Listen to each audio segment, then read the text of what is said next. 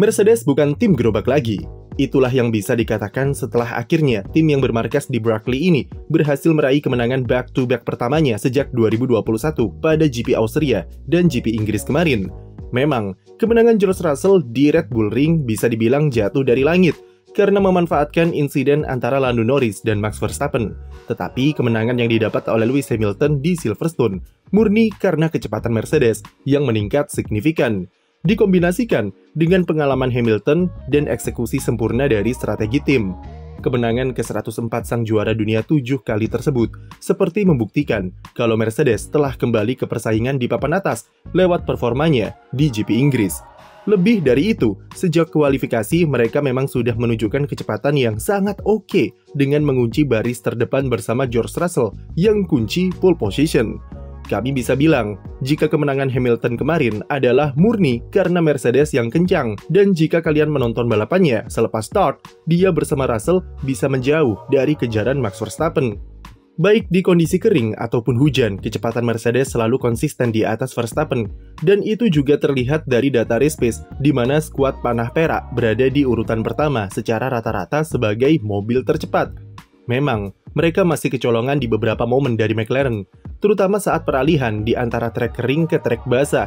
Tapi secara overall, Mercedes memiliki manajemen ban yang lebih baik ketimbang McLaren dan strategi yang tepat berhasil membantu Hamilton untuk curi kemenangan di balapan kandangnya. Mercedes berhasil membuat progres yang sangat signifikan dalam 4 balapan terakhir atau terhitung sejak GP Kanada. Sejak Russell mempersembahkan podium perdana bagi tim di Montreal, Mercedes makin gacor dengan menambah pundi-pundi podiumnya secara beruntun di Catalunya, lalu kemenangan di Austria, serta Inggris. Setelah GP Kanada, kami sudah buat video tersendiri mengenai apa yang Mercedes ubah di mobilnya sampai bisa kembali bersaing di papan atas. Semua bermula dari keputusan untuk kembali ke model flap sayap depan konvensional untuk menggantikan inovasi yang mereka perkenalkan di versi perilisan W15. Inovasi dengan memakai trik dengan menipiskan flap bagian atas di ujung dalam sayap depan itu memang secara garis besar berhasil menghasilkan downforce yang lebih besar. Tetapi dari peningkatan downforce malah memunculkan beberapa masalah seperti keseimbangan aerodinamika yang terlalu maju ke depan saat melibas tikungan cepat dan mengakibatkan kestabilan mobil terganggu. Selain itu, yang terbentuk dari inovasi front wing juga mengganggu airflow yang masuk ke area undercut sidepod yang membuat aliran angin di sana jadi terlalu sensitif. Itulah mengapa Mercedes alami banyak inkonsistensi, yaitu seringkali bagus saat sesi latihan bebas dan kemudian kembali loyo saat kualifikasi serta balapan. Mobil mereka sangat sensitif terhadap perubahan suhu dan perubahan angin, di mana ada perbedaan sedikit saja bisa mempengaruhi keseimbangan mobil secara signifikan. Faktor itu jugalah yang menyebabkan tim kesulitan dalam hal korelasi data antara di sirkuit dengan simulator, yang berdampak pada tim yang tidak mampu mendeteksi permasalahan apa dan solusi apa yang harus diberikan ke mobil saat ada masalah. Hanya dengan upgrade sayap depan di Monaco dan kembali ke spesifikasi konvensional, semua masalah-masalah di atas tersebut satu persatu mulai hilang. Spek baru front wing memang secara general akan mengurangi downforce yang terbentuk di bagian depan mobil. Tapi, itu adalah pengorbanan yang dilakukan Mercedes supaya mencapai kestabilan di tikungan cepat, tanpa mengorbankan performa di tikungan lambat. Dengan platform yang lebih stabil, itu membuka jalan bagi Mercedes untuk mengeksploitasi semua potensi yang mereka percayai sudah ada di mobil W15 sejak awal perilisan. Tapi peningkatan performa bukan cuma berdasarkan front wing baru yang faktanya cuma berpengaruh di keseimbangan aero saja. Namun development setelah itulah yang jadi titik balik Mercedes dan membawa mereka bersaing kembali untuk kemenangan. Di GP Spanyol, Mercedes memberikan berupa floor baru. Meski speknya memang sama, tapi floor baru di Catalunya punya berat yang lebih ringan dan tentu menguntungkan secara center of gravity untuk meningkatkan kelincahan mobil. Hasilnya Mercedes masih menjadi tim ketiga tercepat, tapi mereka bisa memangkas gap dengan Red Bull serta McLaren dengan podium yang diraih Hamilton. Lalu di Austria, tim kembali memberikan spek aero anyar dengan beam wing dan sayap belakang baru. Ada juga modifikasi kecil di konjungsi sayap depan dengan end plate untuk meningkatkan kestabilan mobil lewat vortex yang dihasilkan. Tapi yang menarik adalah ada upgrade yang menurut kami ini adalah sebuah rahasia atau misteri karena mungkin cuma Mercedes yang tahu soal modifikasi apa yang mereka lakukan di mobilnya. Jika kita melihat di mobil W15 akhir-akhir ini, apa kalian melihat ada semacam benjolan di atas hidung mobilnya? Ini adalah panel rahasia yang memancing perhatian banyak fans dan jurnalis di luar sana. Mercedes mengklaim jika panel ini berfungsi untuk optimalisasi pendinginan kokpit pembalap untuk hadapi musim panas di Eropa. Tapi dilihat dari bentuknya, rasanya agak aneh karena tidak ada inlet atau cooling, atau bentuknya saja tidak mengarahkan airflow ke kokpit. Dan di GP Inggris kemarin ketika suhunya cukup dingin, panel itu masih dipertahankan, yang artinya fungsinya lebih dari sekedar pendinginan kokpit. Beberapa jepretan kamera dari analis teknis terkenal F1, Giorgio Piola, sepertinya juga mengkonfirmasi kalau panel tersebut punya fungsi krusial di area suspensi mobil W15. Ternyata diketahui jika panel rahasia tersebut punya fungsi sebagai tempat adjustment suspensi terbaru Mercedes. Mereka lakukan modifikasi besar-besaran di bagian peredam vertikal di bagian internal mounting suspensi.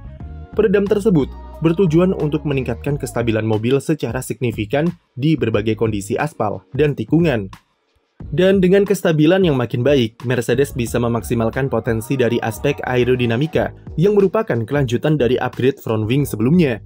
Seperti yang kita tahu, permainan suspensi adalah ciri khas Mercedes sejak dulu selama era hybrid.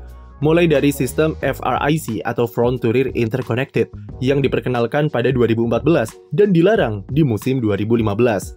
Sistem tersebut jadi fondasi dari betapa majunya komponen suspensi dan sistem hidrolik di mobil Mercedes yang jadi kunci dominasinya sampai 2020. Peredam vertikal baru yang diperkenalkan di mobil W15 kemungkinan besar mengambil konsep FRIC dulu, meski tak sepenuhnya diterapkan karena faktor regulasi. Panel yang menonjol tersebut merupakan ruang yang terbentuk untuk mengatur settingan peredam suspensinya, karena bentuknya yang vertikal otomatis akan memakan tempat di sana. Ini merupakan inovasi kedua yang diluncurkan James Allison pada area suspensi di W15 setelah adjustable wishbone belakang yang sudah dipasang sejak tes pramusim. Tahun lalu kami sudah mention sejak comeback-nya James ke jabatan Direktur Teknis jika ia akan kembalikan permainan suspensi itu ke mobil yang ia desain. Memang di awal musim, ia sempat bingung karena memang ini adalah tahun pertamanya menangani mobil ground effect. Tapi kemudian ia sadar dan mengetahui kunci untuk membuka performa dari mobil W15, yaitu memperbaiki keseimbangan aerodinamikanya dulu, kemudian mengoptimalkan aspek mekanikal dari suspensi, dan dari situ mereka baru bisa mengutak-atik downforce. Efeknya jelas dirasakan oleh pembalapnya dengan mobil yang lebih mudah dikemudikan, lebih mudah disetting, dan lebih mudah diperbaiki ketika mengalami masalah. Itulah yang terlihat di GP Inggris dengan pole yang diraih George Russell dan Hamilton start kedua, di mana dari data sangat terlihat dominasi Mercedes di track. Dengan performa seperti ini, Mercedes bisa dibilang bisa perform di semua tipe sirkuit, dan mobilnya jadi lebih all-rounder dengan adaptabilitas yang cukup oke. Di Kanada dengan tikungan lambat bisa raih pole, di Austria dengan sirkuit yang andalkan traksi dan top speed juga lumayan bagus, lalu di Silverstone dengan tikungan cepat Mercedes tambah gacor. Dengan performa yang makin menanjak, Toto Wolff tak mau menyia-nyiakan kesempatan dan berniat untuk meluncurkan upgrade di hampir setiap race musim ini, termasuk di GP Hongaria dan GP Belgia. Menurutnya Mercedes saat ini sedang on fire, karena tingkat pengembangan mobil yang mereka lakukan adalah yang paling intens selama 12 tahun ia memimpin di sana. Dari fase rancangan, lalu pembuatan desain, kemudian produksi, sampai dipasang ke mobil, semua berjalan sangat cepat dengan kualitas yang sesuai harapan di sirkuit. Mercedes tak ingin membuang momentumnya begitu saja, karena dengan 2 kemenangan di Austria dan Inggris, ini adalah fase terbaik mereka sepanjang regulasi ground effect diterapkan. Upgrade dan development ugal-ugalan Mercedes terbukti sudah menghasilkan kemenangan. Dengan McLaren yang masih sering buat kesalahan secara operasional, jujur saja kami lebih yakin kalau Mercedes dengan performanya saat ini dan tim yang lebih matang bisa berikan perlawanan yang lebih alot kepada Red Bull di sisa musim 2024. Sekian video dari kami, jangan lupa beri like dan subscribe untuk konten F1 lainnya.